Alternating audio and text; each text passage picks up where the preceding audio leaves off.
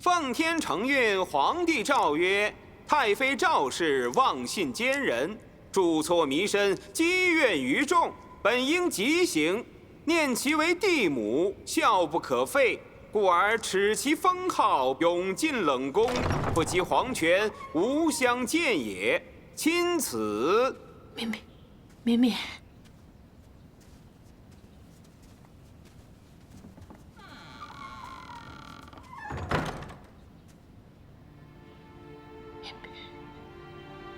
帝姬让我转告你，现在他心绪杂乱，需要一些时间来静一静。等他解开心结，自会向陛下请旨，前来看你。我撒了那么多谎，费尽心思，瞒天下人10年。其实我最想瞒的就是自己女儿。如今她知晓真相，怨我恨我，都是我应得的。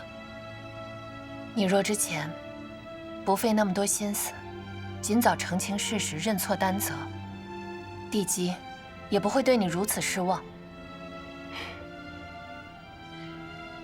说的容易，为人父母，永远都想把最好的那一面给孩子看到。穆方氏，你今日前来，有事找我吗？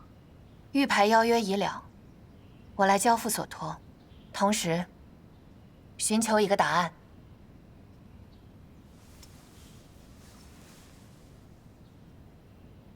之前太妃娘娘说过，这块穆家玉牌是家父赠予你的，但家父为什么会把这么重要的信物赠予太妃娘娘？兴善殿修缮之初，你父亲路过圣经，正好看见兴善殿的地基和图纸，便特意入宫，将此玉牌赠予我，叮嘱我说，大殿竣工之时，用此令牌相照。我父亲在兴善殿建立之初，就知道了地基和图纸。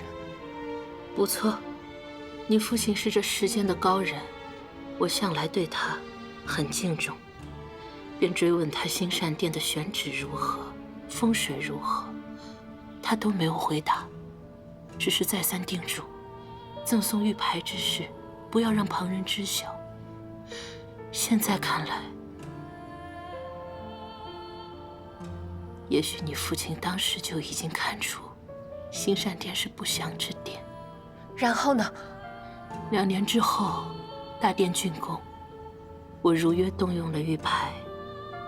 你父亲果然来了，花了数天的时间仔细地查看了兴善殿，之后便提醒我，陶莹的话不可尽信，为求妥善，不如用别的平凡人家的孩子代替命名。你这什么意思？穆方氏，你没想过吗？兴善殿对我来说是何其重要之事，若没有高人指点，我怎敢以一个八字相同的女孩来代替明明，做阵法中最重要的神女呢？这不可能！我父亲如果知道大殿有意，一定会提前告知，终止典礼，绝对不会想出这种草菅人命的折中法子。赵倩如，事到如今，你还在推卸责任，攀咬他人。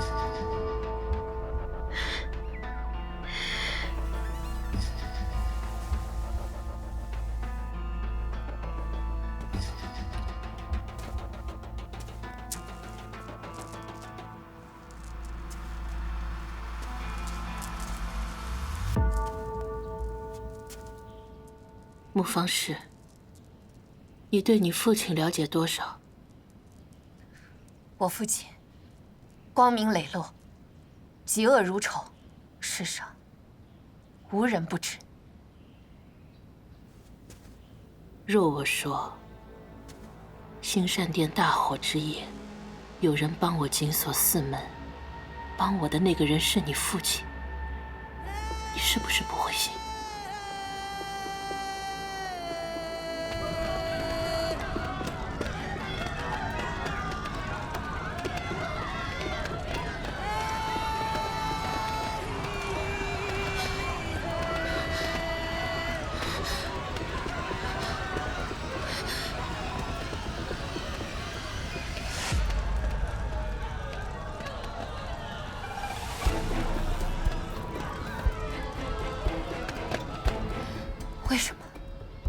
事后，你父亲解释道，当时情形过于凶险，如若他不及时封镇，事态他将无法控制。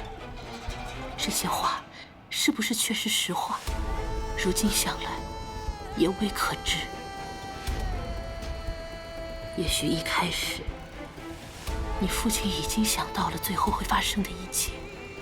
也许我、陶颖，还有那个隐藏在殿内的妖物，都在你父亲算计之中。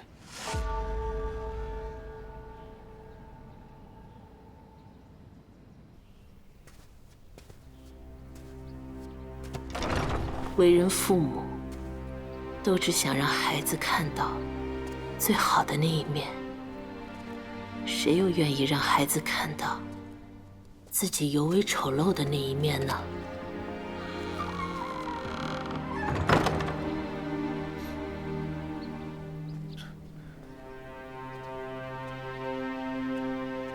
哎呦，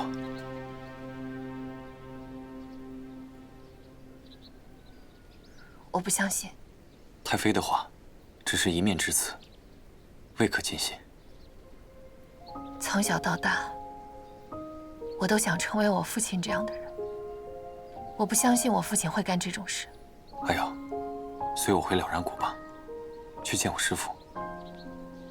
你的这些问题我没有答案，但我师父他也许有。为什么？郭方士，哎，柳方士，哎呦，找你们半天了。那个，护士神尊在哪儿啊？赶快请他老人家到我们青莲剑去一趟。你找阿生，什么事儿？灭天之劫就要来了。血月凌空之时，便是灭天之劫再现之日。我等夜观天象，苦苦研究数日，发现离此大难只有3年了。护世神尊，一切都仰仗您了。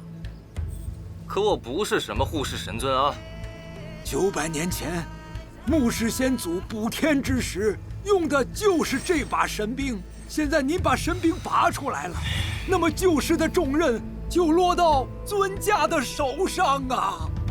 跟我有什么关系？你们青天剑是干嘛的？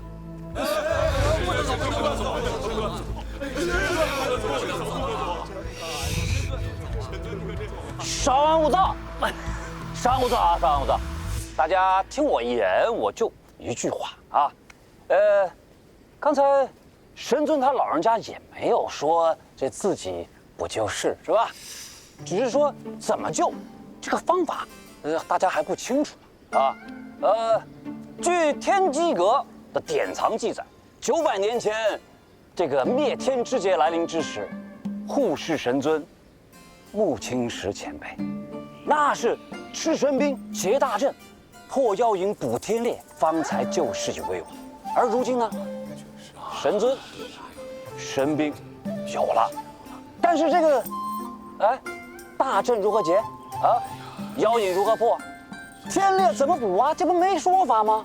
再说了，各位千万别忘，我们青天剑素来是以救天下之危亡为己任，从来就没有袖手旁观过，定要拳拳相助神尊啊，共谋方略，应对天劫，对不对？是，说的对。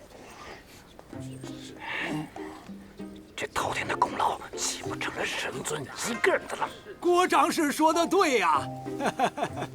说到大阵和妖影，老夫依稀记得这10几年前，不，7、8年前，有一个怪人到青天剑来借阅典籍。他当日满嘴胡说八道，说灭天之劫要来了，灭天之劫要来了，要做好准备，布好大阵，早早准备。当时我们以为他就是一个胡说八道的疯子，没人理会。可现在看来，却句句应验呐。是确实，我也在看。既然此人有这般先知之能，那他对灭天之劫应该很是了解。他叫什么名字？这名字时间久远，老夫记不得了名字。哦，对了，叫问心先生。啊，那他现在在何方？如何找他？我也说不准确呀。那你再想想啊，你这，哎，我知道。问心先生在哪儿？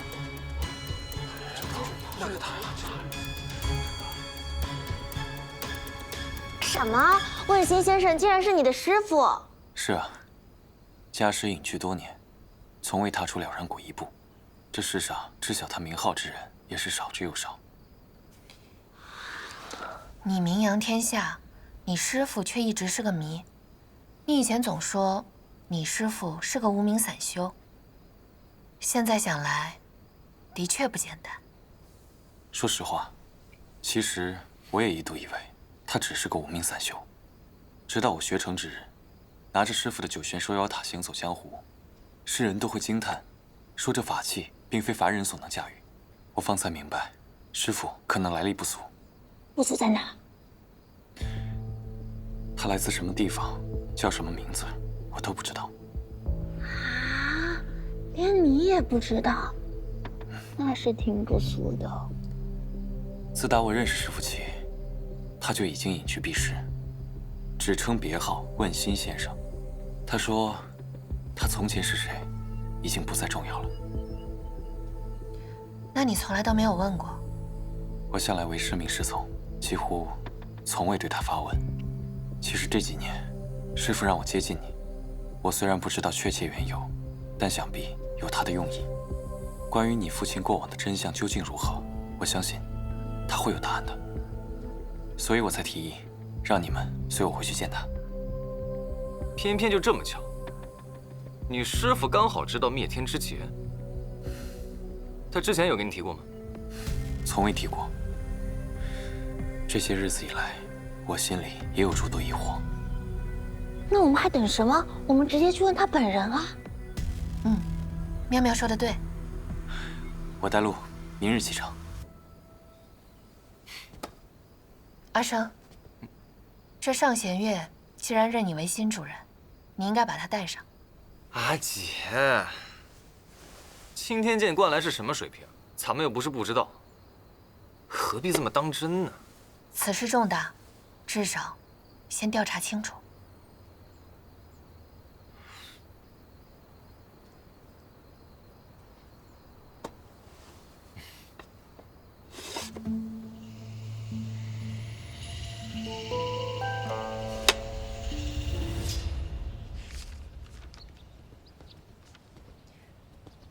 要雇个大点的马车了，要不然这么多行李也装不下。妙妙，还是要把大包小包都带在身边吧。看来这次木姐姐，你不是妙妙。看看，我就说了不要带这么多。这还多，已经很少了。你看啊，咱们路上也不知道遇上什么样的住处，熟悉的包袱铺盖得带好，不然你睡不好。马上入秋了啊，寒天的换洗衣服也少不了。那枕头呢？这是妙妙睡惯了的，带上吧。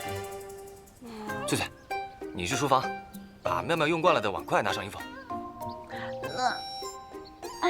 那这铁锅总不用了吧？太重了。你不是说京城这种铁锅炒菜更好吃吗？去啊！又把我当跑腿。看来是要雇一辆大些的马车了。几位，侯爷知晓今日几位启程离京，特命小人相送。这里面是些黄金，为几位添做盘缠。切，这个就不用了。行走江湖之人，财帛多了反倒不便。此番想要多谢侯爷相助，他这个朋友我们算是交下了。侯爷还有几句重要的话想说，想请贵人一步一叙。有什么话非得单独说？你去了就知道了。莫公子，请。我？是啊，侯爷要请的人正是您。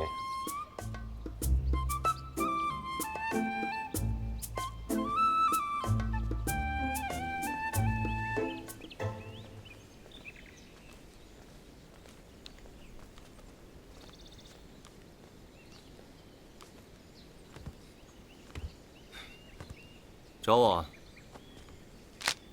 是啊。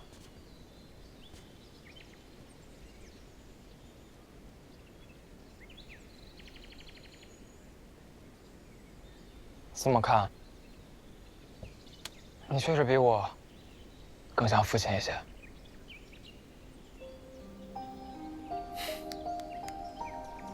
我已经调查过了，你我是同父异母的兄弟。我没有父母。父母是人此生的来处，人都有来处的。可我没有，我宁愿没有。子期兄，无论你怎么看待你自己的身世，但既然我已经知道了父亲之前的秘密，就不可能假装无动于衷。无论你承认与否，你都是我的兄长。认亲的话，对不起，我对你不感兴趣。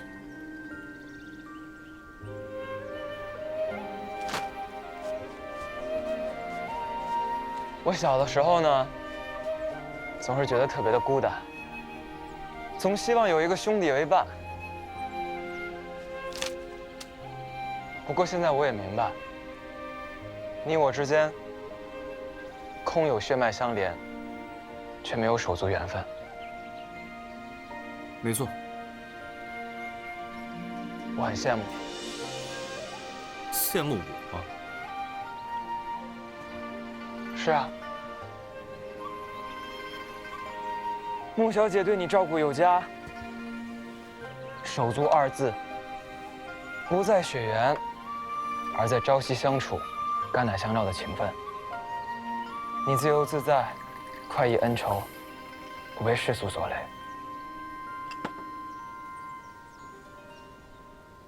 你可以跟心爱之人两情相悦，相随相伴。世间没有任何可以阻碍你们的，这都是父亲一生所求而不得的东西，也是我所羡慕的。而这些我没有的东西，你全部都有，有些酸楚，却有些宽慰。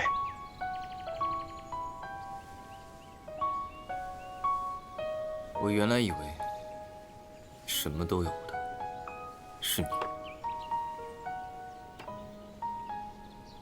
那我拿这些东西跟你交换，你可愿意？可我不愿意。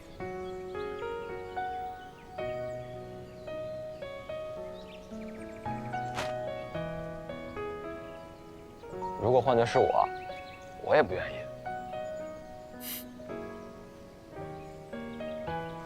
对了，这个东西给你。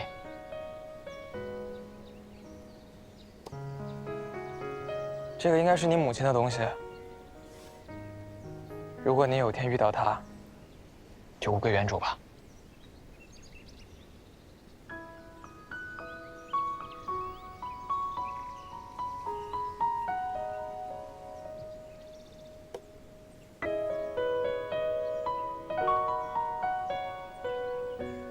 我都不知道他是不是还活着。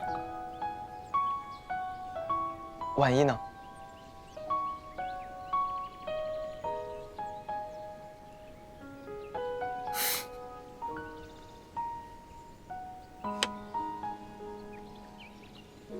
哎，时间也不早了，我就不耽误你们了。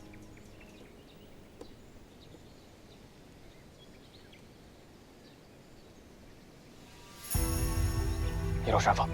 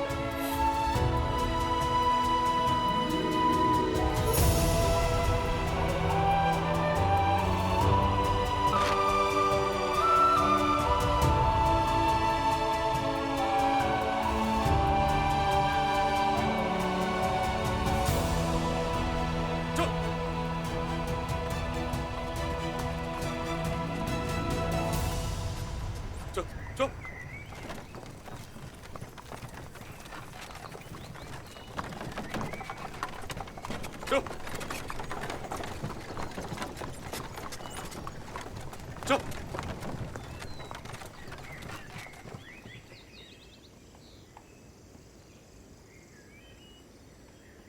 各位，你们还记得这个茶摊吗？特别有纪念意义。记得，当时妙妙还给我们取了个名字，叫竹林四侠。我们行走江湖，真的不能换个名号吗？不能换。京城一战，咱们已经把竹林四侠的名气打响了。听惯了，其实这个名字挺好听。还是子期有品味。这次多亏了妙妙，提醒我们到了京城，要互相团结。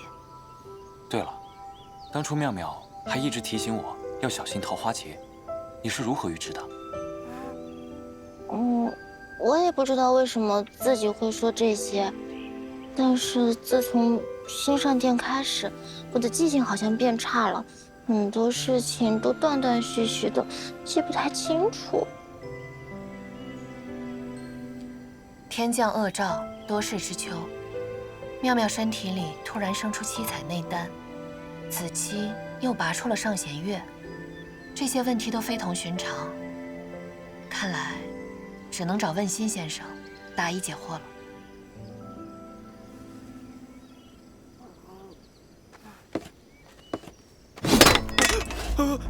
试试我这个。不敢，还是呢？不敢？把枪给我交出来！放到那儿去！快点，交出来，拿出来！把枪台都给我交出来！饶命！饶命！老实点！大爷，我这是小本买卖，你就饶了小的吧。这么少？哎，老大，看那几个从京城来的，身上必定不少钱财。不知死活的小毛贼！阿生，收拾一下就好。这是钱，太过分了！小姑娘，你想出头吗？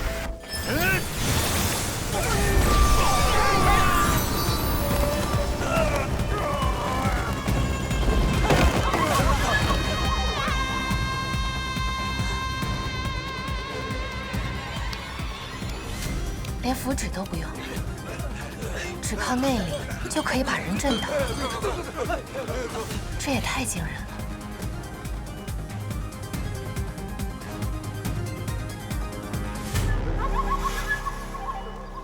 好，来吧，大家，还有什么需要我这做的？哎，等等。行了，别嘚瑟了，这点小事，用得着术法？你是不是嫉妒我天赋异禀？我嫉妒你什么呀？你符咒术法学的不多，别到了最后内丹过强都是蛮力。我好不容易变得这么强了，终于轮到我来保护大家了，我还不得好好嘚瑟嘚瑟？妙妙，阿生，来吃东西了。来了。骗。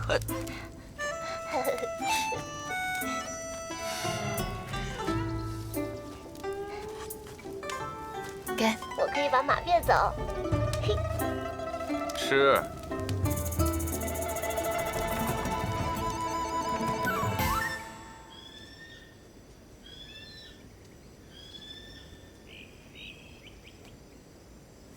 前路崎岖，马车是走不了了。接下来我们只能步行。好在了然谷的入口就在前方不远。傅毅，你师父是个什么样的人？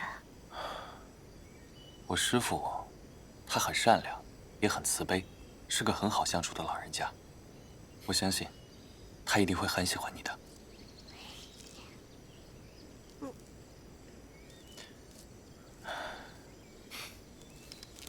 阿瑶，水囊没水了，你去汲水可好？好。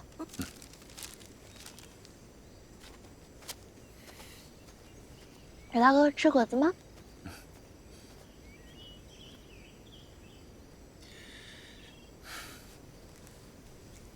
阿生，你随我来，我有话和你说。有什么话不能在这儿说呀？又没有外人。是啊，我们竹林四侠之间不是没有秘密了吗？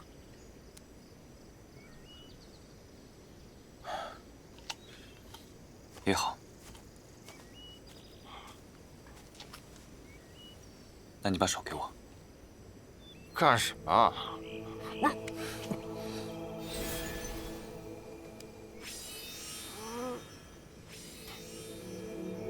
你干什么？恶心死了！这是避阵符，我师父在谷口设下了问心之阵，以作屏障。你入谷时，将这避阵符握在手心，便不会被照破妖身。你在说什么东西啊？什么问心？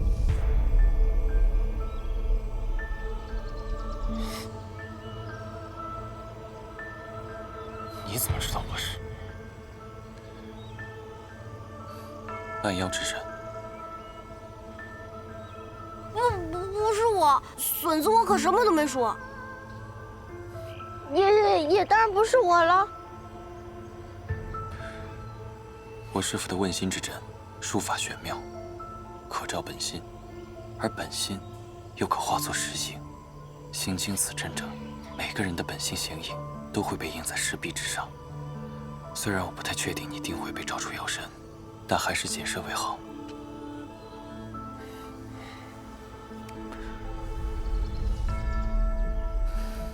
刘福音，你是不是早就知道了我是？我知道。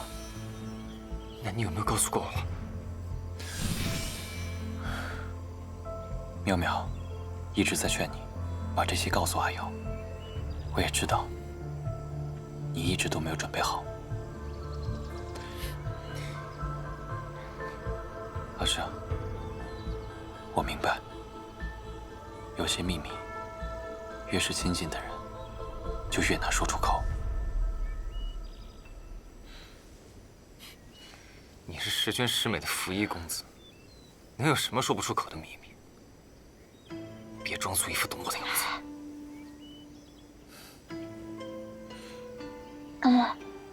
子期的意思是，他很谢谢你。这些话总归是要告诉木瑶姐姐的，但若不是他亲自说出口，还是差那么点意思。幸亏有你提醒。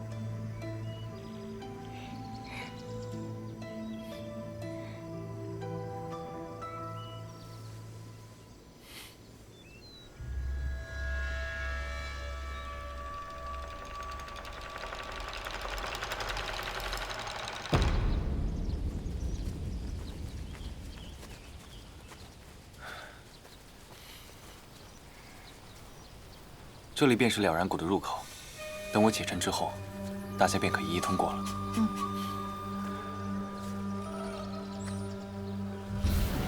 了然天地，万化尘埃，八门轮转，问心则开。解，可以通过了。好。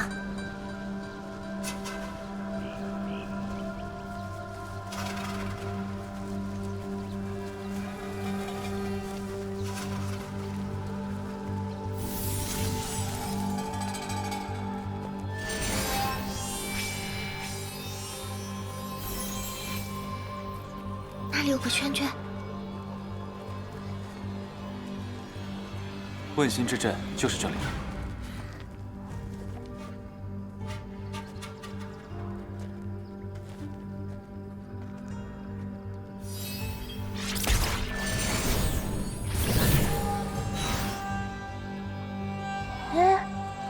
上面是柳大哥的影子。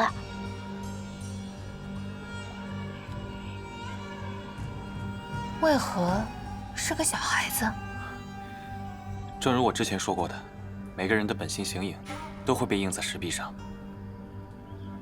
原来柳大哥的本性是个小孩子。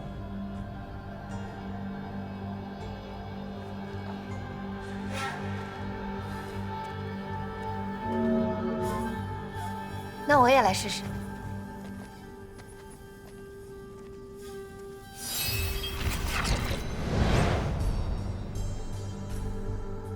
上面真的是木姐姐，不过穿的好威风呀。阿生，你还记得吗？这是父亲的衣冠和佩剑。记得。这身装扮是穆家家主的服饰。有意思，真有意思，我也试试。哎，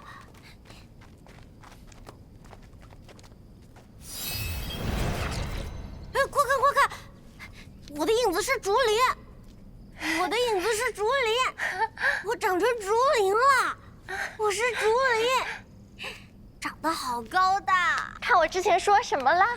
笋子到我啦！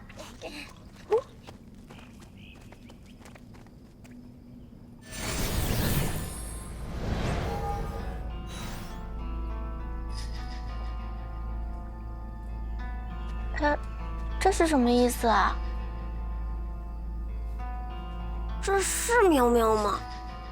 怎么又像又不像呢？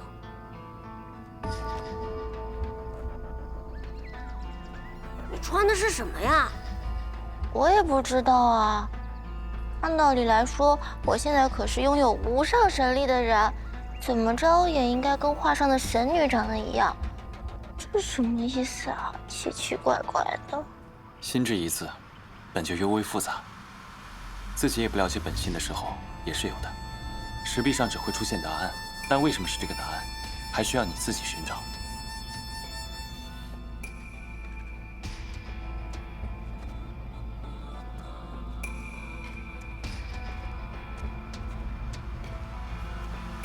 阿生，到你了。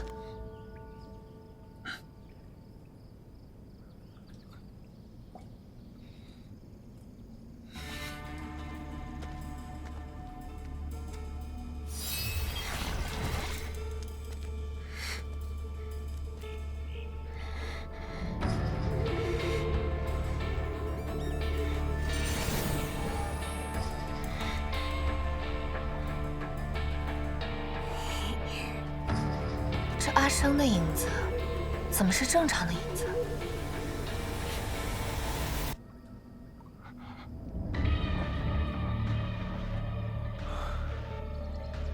说明子期他表里如一，心里纯粹。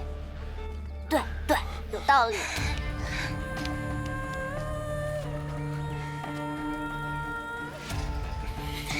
阿姐，走吧。走吧。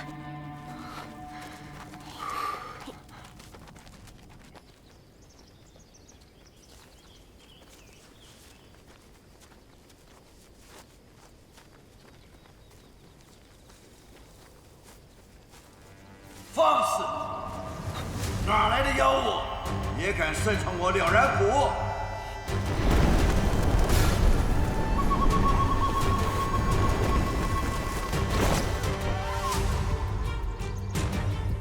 师父，跪下！你这逆主！我授你九玄收妖塔是要你捉尽天下妖邪，结果你却结交匪类，与妖为伍，还帮助他们瞒天过海混过这问心之罪，你还有脸回来见我吗？师父，你什么？这位前辈，翠翠即便是妖，她也没有隐瞒之意。我们坦坦荡荡过法阵，何来瞒天过海之说？坦坦荡荡，是坦坦荡荡吗？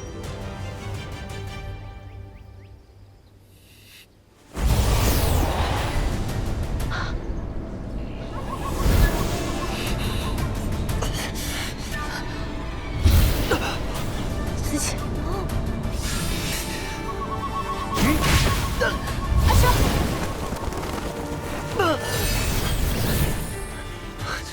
子期，你没事吧？你没事吧？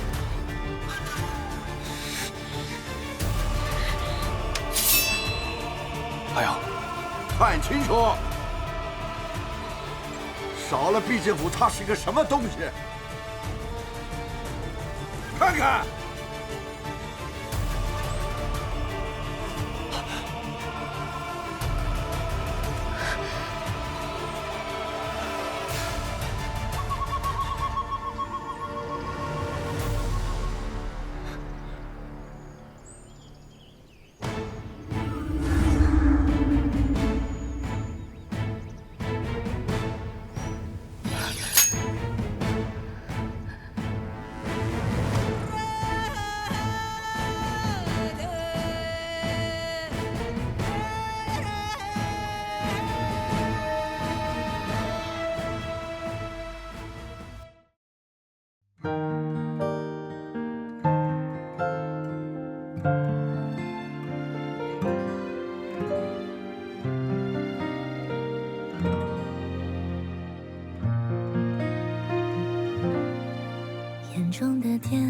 总是耀眼的蓝，离港的船扬帆，静待风来。他说冲破重重阻碍，就能找到星辰大海。山崖边的雏鸟，翅膀张开，要飞多高才能不负期待？你听海浪，他说清风自来，去飞吧，哪怕遇见风暴破江火海，哪怕荆棘会将我掩埋，我本就应该迎接每个汹涌澎湃。这世界有精彩也有平凡的片段，全力以赴过就足够勇敢。下一站，在前方向我召唤。我开始风的花，节拍柔软，却能坚定盛开。圆形的伞，任风从何处来都会期待。去飞吧，哪怕遇见风暴破江火海，哪怕荆棘会将我掩埋，我本就应该迎接每个汹涌澎湃。这世界有精彩也有平凡的片段，全力以赴过就足够勇敢。下一站，在前方向我召唤。